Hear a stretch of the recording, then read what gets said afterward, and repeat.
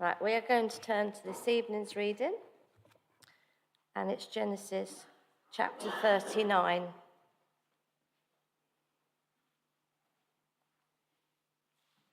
Genesis chapter 39.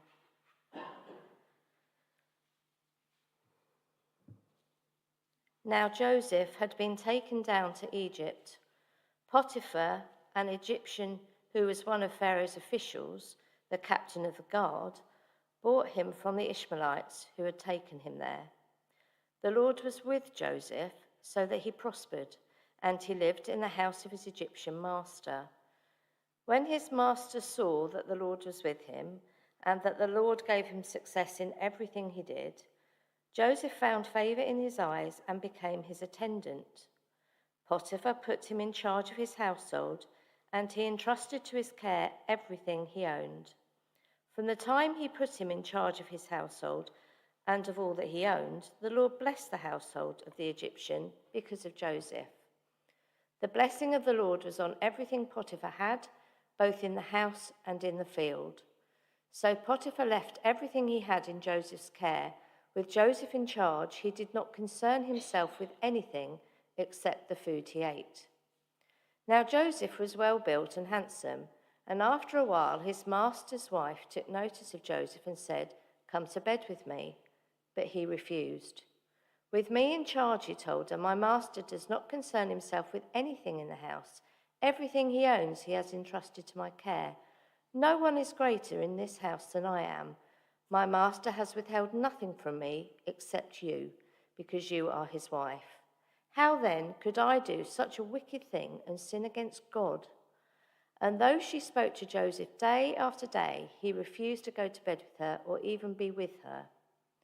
One day he went into the house to attend to his duties, and none of the household servants was inside. She caught him by his cloak and said, "Come to bed with me." But he left his cloak in her hand and ran out of the house. When she saw that he had left his cloak in her hand and had run out of the house, she called her household servants. "Look," she said to them, "this Hebrew has been brought to us to make sport of us. He came in here to sleep with me, but I screamed. When he heard me scream for help, he left his cloak beside me and ran out of the house." She kept his cloak beside her until his master came home. Then she told him this story. "That Hebrew slave you brought us came to me to make sport of me, but as soon as I screamed for help, he left his cloak beside me and ran out of the house."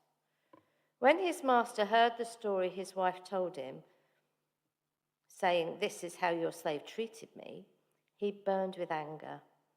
Joseph's master took him and put him in prison, the place where the king's prisoners were confined. But while Joseph was there in the prison, the Lord was with him. He showed him kindness and granted him favor in the eyes of the prison warden. So the warden put Joseph in charge of all those held in the prison, and he was made responsible for all that was done there.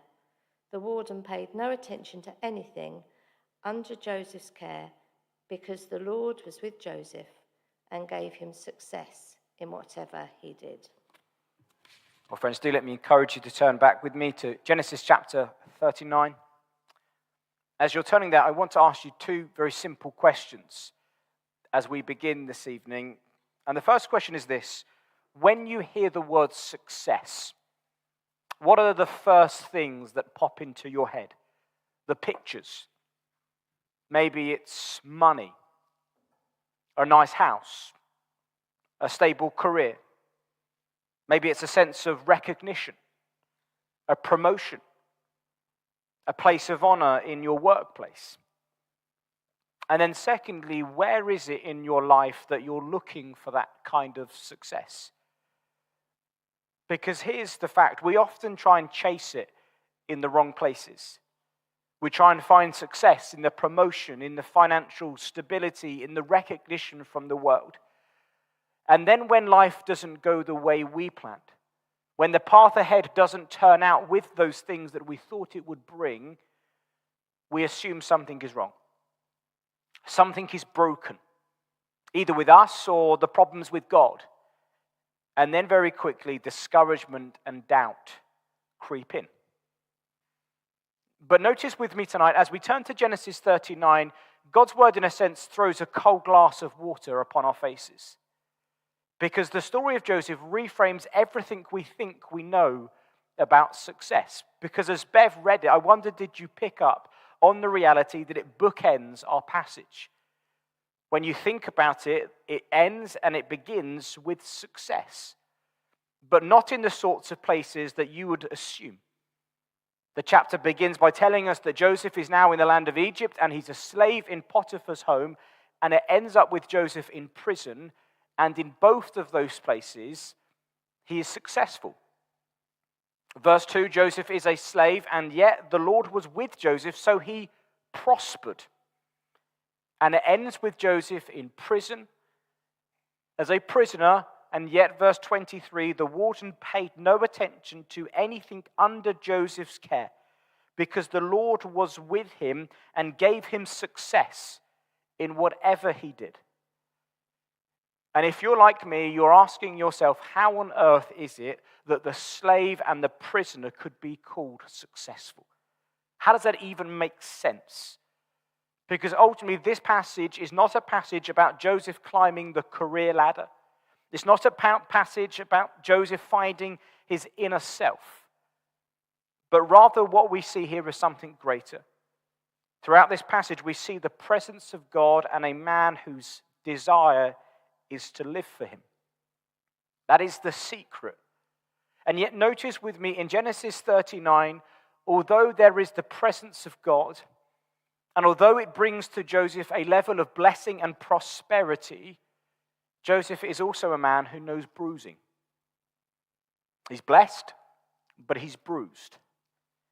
And yet mysteriously and wonderfully, in the providence of God, as we keep going through the life of Joseph, the bruising he receives becomes the human means in which others will be blessed.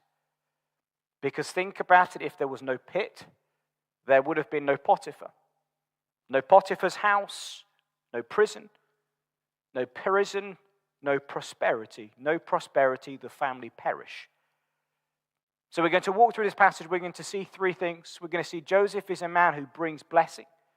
Secondly, however, Joseph is a man who knows bruising. And thirdly, I'm not going to tell you that point yet. So firstly, Joseph is a man who brings blessing. If you were with us last week, you'll remember that we began to look at the story of Joseph, the exalted son, the dreamer with his coat of many, many colors, given to him by his father Jacob, and immediately his brothers were jealous. They were resentful. The exalted son became the exiled son.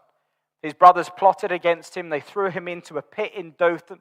They eventually decide not to kill him, but they'll sell him to the Ishmaelite traders. Joseph is carted off to Egypt. He's out of sight, out of mind. And yet the providence of God is at play. Because through the Midianites, he's handed to Potiphar. And we are beginning to see God is positioning Joseph for his purposes. Because the text is very clear. Potiphar is no ordinary man in Egypt. Potiphar is one of Pharaoh's officials. In fact, he is the captain of the guard. Joseph straight away enters into this house, a prominent house in Egyptian culture, and a pattern begins to emerge. Wherever he touches, there's a level of prosperity. It's there in verse 2. The text makes it clear in verse 3, and again in verse 4.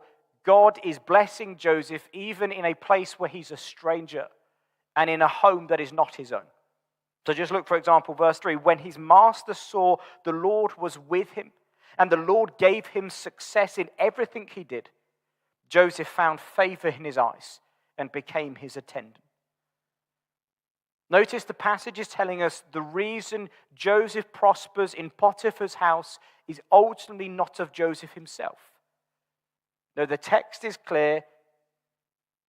It's because the Lord.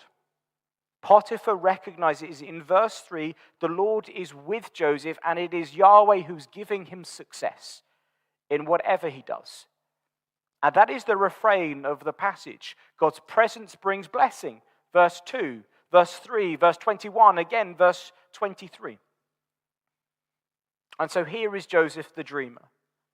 not in the land of promise, but the presence of God, we realize, is not confined to one place. The Lord is with Joseph, and the Lord's presence is upon him, so he prospers. Whatever he touches, blessings flow. And there, let me make one theological point and one point of application for us.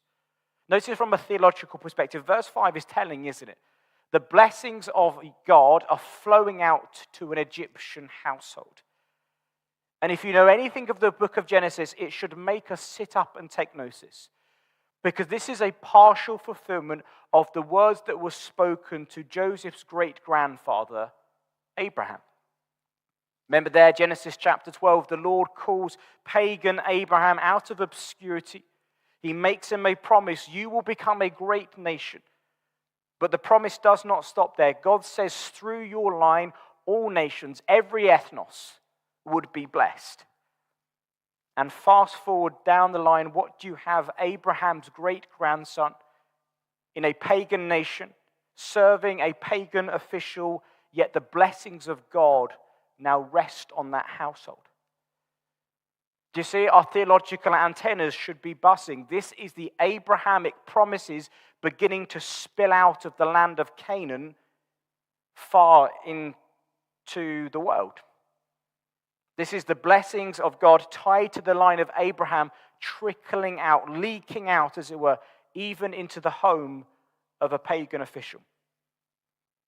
This becomes the theme of the Bible. The blessings of God spill out of the borders of Israel to the very ends of the earth.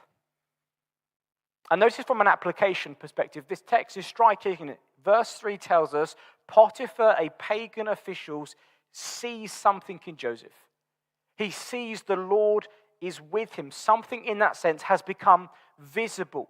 A pagan official is recognizing by name the hand of God.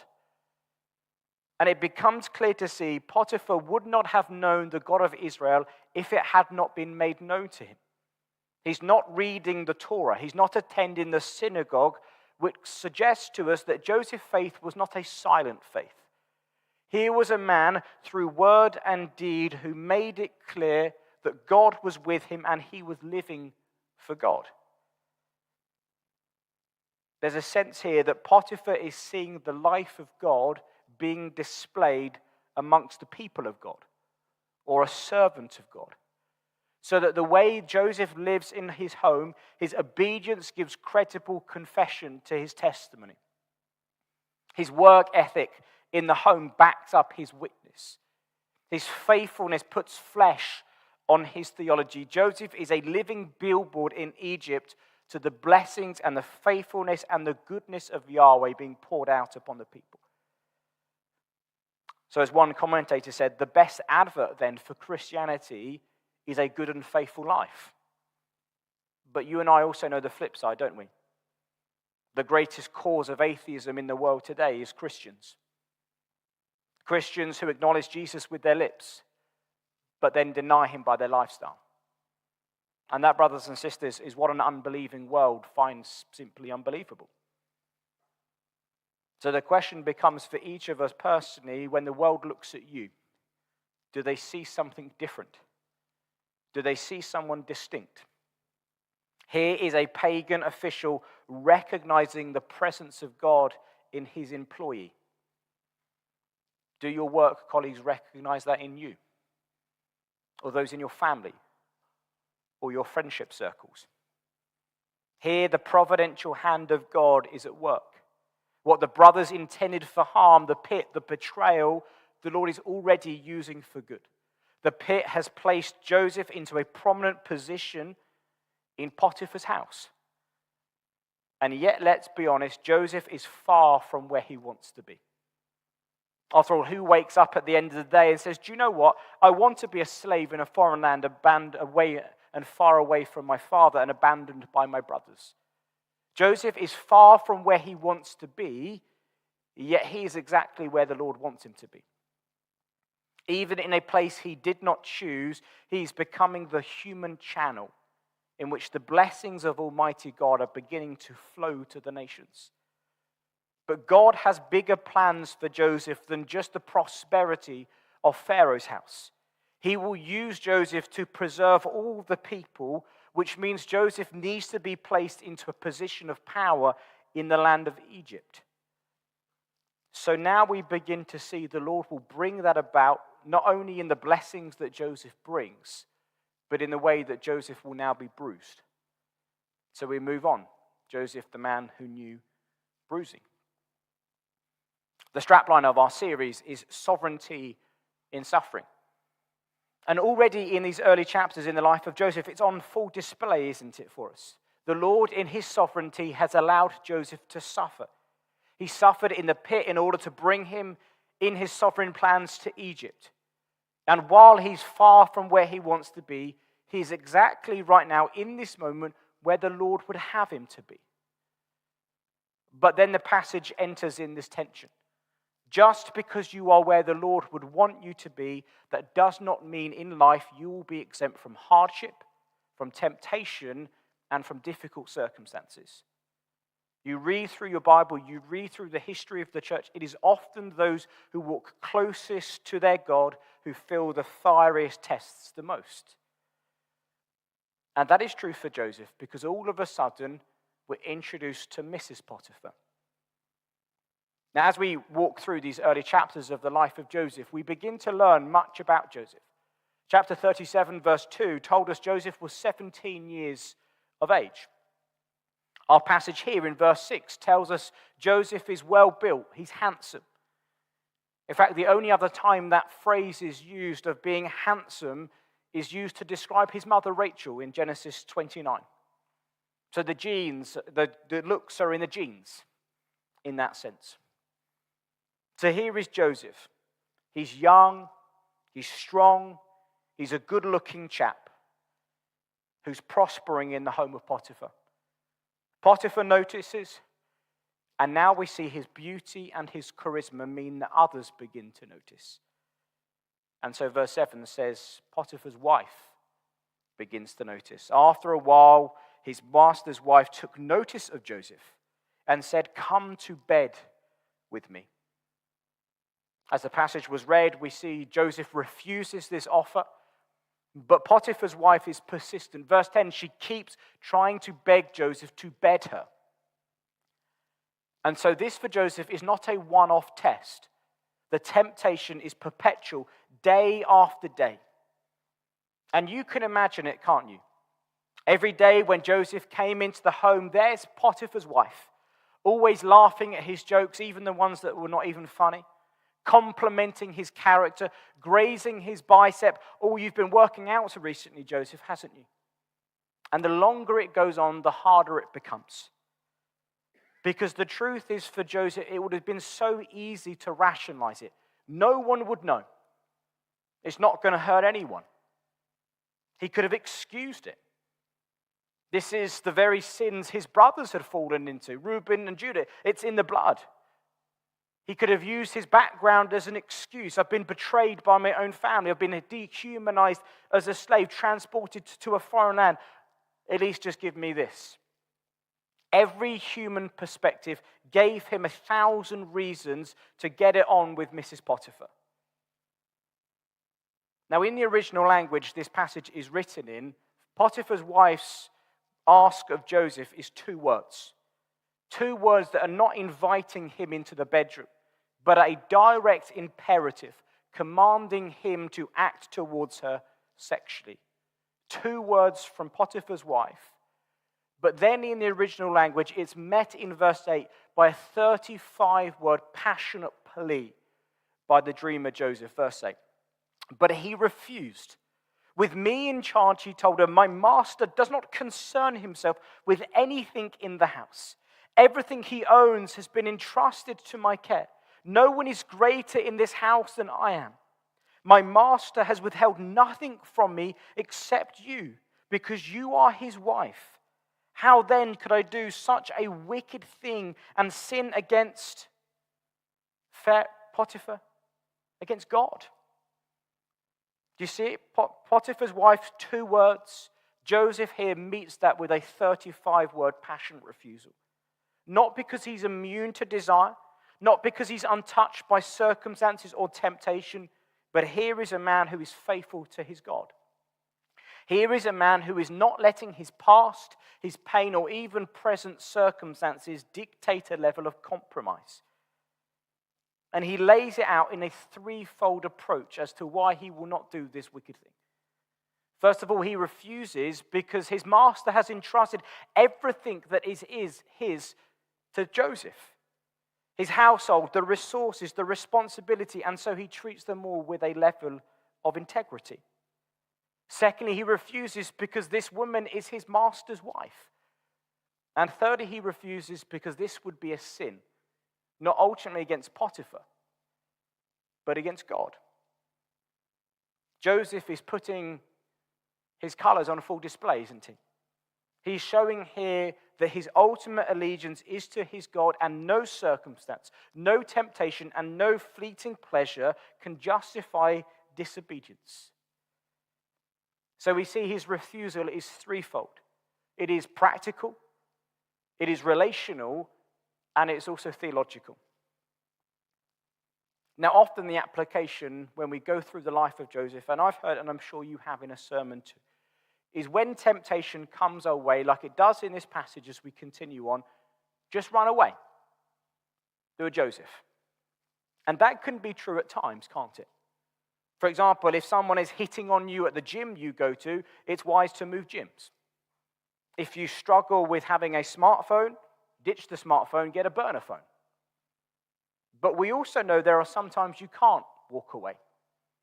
Joseph couldn't walk away, could he? Day after day, at work, as a slave, his master's wife was coming at him, trying to seduce him. And the text tells us she's relentless. And it would have been so easy for Joseph to eventually give in. A little compromise here, and a little compromise there. And all of a sudden, he's bedded his master's wife. Because you and I know today, don't we, when affairs often happen, they don't usually begin with someone falling into bed with someone else's spouse overnight. It's often what they might say is a slow bleed, a series of stupid decisions that build up over time. Instead of killing the sin or killing the temptation, people allow it to fester and grow. We don't respond like Joseph. We rationalize, we make excuses. We let that person or that thing become a mental escape from the life God has given us. And when that happens, we allow one compromise to add to another compromise. You see it today. That flirtatious work colleague who gives you their personal number. It begins with innocent messages, harmless messages. But then they get flirtatious. Then they get erotic. Then photos are being exchanged. Then there's phone sex. And all of a sudden, you're in bed with someone else's husband or spouse on what you claim to your spouse was a work conference weekend away. And when that comes, it destroys families, it crushes children, and it wrecks marriages. Here's Joseph, in the very place that the Lord had placed him to be in, and yet temptation still came upon him. What did he do? And what might you do? But here's what I would encourage you to do. When the temptation comes, swap the picture. Because you and I know in life, don't we, long before we act things out with our bodies, we rehearse them in our minds. And you can imagine it here for Joseph. In this passage, as Potiphar's wife continued to offer herself, I'm sure there must have been a moment for Joseph when he thought, what would it be like to give in? But then he had his threefold refusal. Practically, relationally, theologically, he wouldn't go this way. So when temptations arise for us, brothers and sisters, replace it. Swap out the picture. Put there something good, something true, something honorable. The Spirit needs to be our teacher and guide, but here's something I suggest for young married men. When that temptation comes your way, picture yourself as an elderly granddad, sitting around the family table, holding your wife's hand, watching your children and your grandchildren enjoy a Sunday lunch. You've got your Bible open, you're reading the scriptures as the family patriarch. So that when that moment of temptation comes, you ask yourself, do I really want to throw this away for a fleeting moment of pleasure?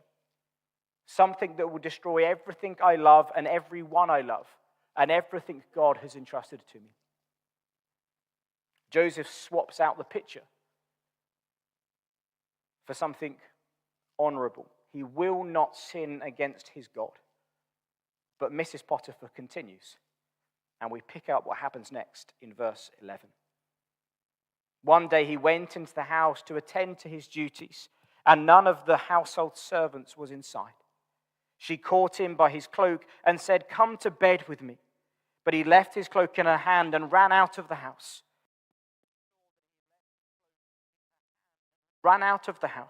She called her household servants. "Look," she said to them, "this Hebrew has been brought to make a sport of us.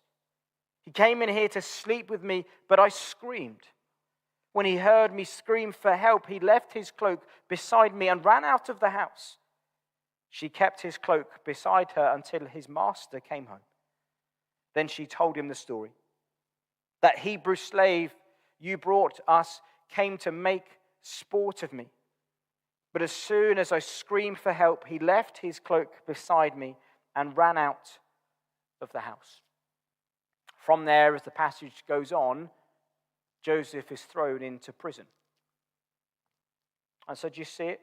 Joseph does the right thing, the honorable thing, the godly thing.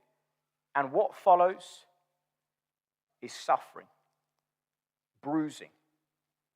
Here is a young man accused falsely of rape and thrown into prison. His faithfulness does not spare him pain. And brothers and sisters, that is a reminder to us, isn't it? Because sometimes as Christians, we can assume God's presence and God's blessings means that in our lives we will avoid pain. We will just have a life of comfort and ease without hardship. But the Bible never guarantees the Christian an easy life. In fact, the Bible often says following Christ will put you in the path of suffering. Doing the right thing does not always end well in that sense. You ask Daniel, who ended up in a lion's den. You are Shadrach, Meshach, and Abednego, who ended up in a fiery furnace. You ask the apostles, who were beaten and bruised and murdered. All the way through the scriptures, this becomes the refrain. Faithfulness does not protect us from pain, but faithfulness here is positioning Joseph for God's purposes. For here, as the story unfolds, we see soon Potiphar hears about this. He's understandably furious. He's angry at the circumstances, angry at Joseph, angry at the loss of a trusted servant. But you have to wonder, is he also doubtful of his own wife? Why? Well, because we know at this time in Egyptian culture, rape was a capital offense punishable by death. So the fact that Joseph is imprisoned as a slave and not executed on the spot may hint at a doubt. Has Mrs. Potiphar done this before? Is this a pattern with his slaves? Who knows? But we do know, verse 20. Joseph's master took him and put him in prison, the place where the king's prisoners were confined.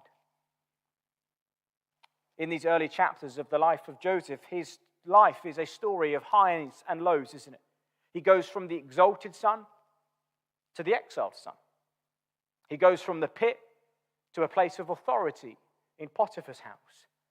Now he goes from that position of authority to a prison cell. And Psalm 105 gives us a glimpse into the life of Joseph. He's placed in a prison, and he has an iron of collar wrapped around his neck. The dreamer is shackled in a cell. Not the most successful life you might think of. And yet, verse 23 of our passage, the warden paid no attention to anything under Joseph's care, because the Lord was with Joseph and gave him success in whatever he did. Do you see it? Nothing essential changes for Joseph when his circumstances worsen. The setting change, but the presence of God does not. The story of Joseph's life, brothers and sisters, reminds us of this. The blessings and the presence of God is not dependent on your comfort, and it's not dependent on your circumstances. Even in the darkest pits, even under the harshest injustice, God remains present with his people. And wonderfully, Joseph's story is teaching us, even in the pits, even in the prisons, God's sovereignty is shining through suffering. Because he is a young man placed in prison under a false rape accusation. And yet, once more, he's in a position that he would have never chosen to be. And yet, wait, because he's exactly where the Lord wants him to be. He cannot yet see it, sure, but God is positioning him and preparing him for his good purposes.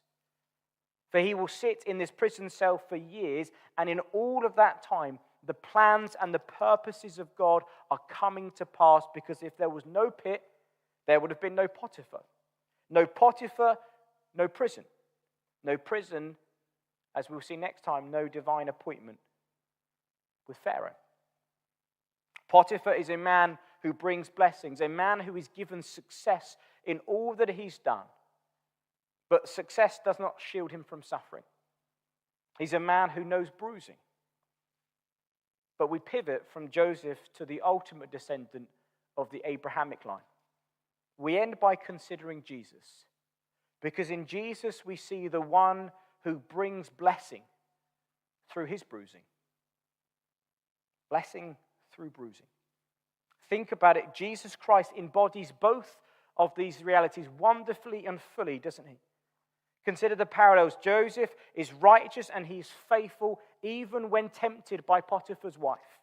Christ is perfectly righteous. He's ever faithful, even resisting every temptation in the wilderness. Joseph is falsely accused and thrown into prison. Christ is falsely condemned and held upon a cross. Joseph suffers hardship and injustice, yet God will use him to save many. Christ suffers on the cross and is used by God to bring eternal salvation to his people. Do you see it again and again? Jesus is the greater and the better Joseph, for through his bruising, Isaiah 53 would say, we are healed. Do you see it, Christian? Christ is bruised so you might be blessed.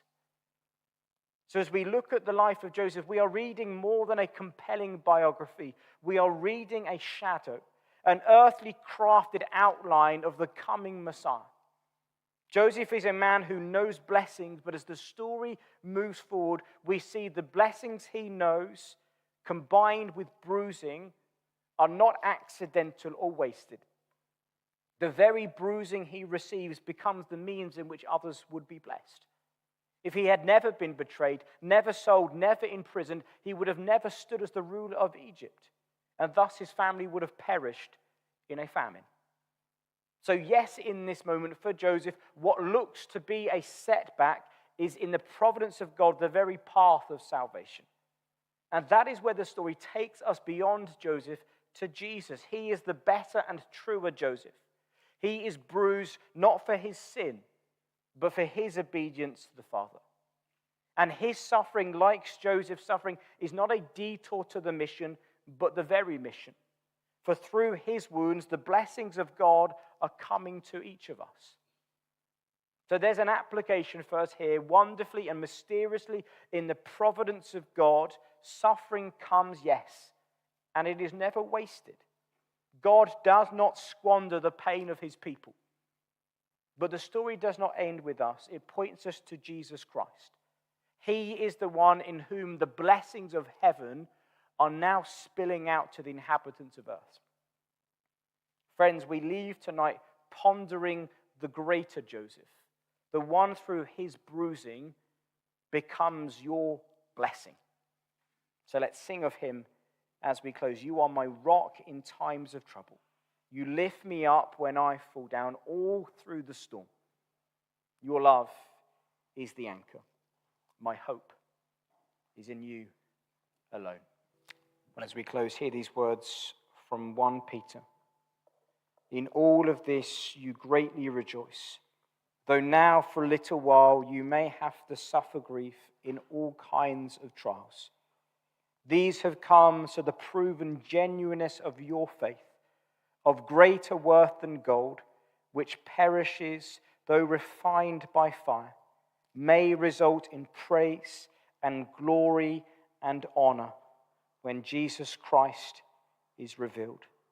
Though you have not seen him, you love him. And even though you do not see him now, you believe in him and are filled with inexpressible and glorious joy, for you are receiving the end result of your faith, the salvation of your souls.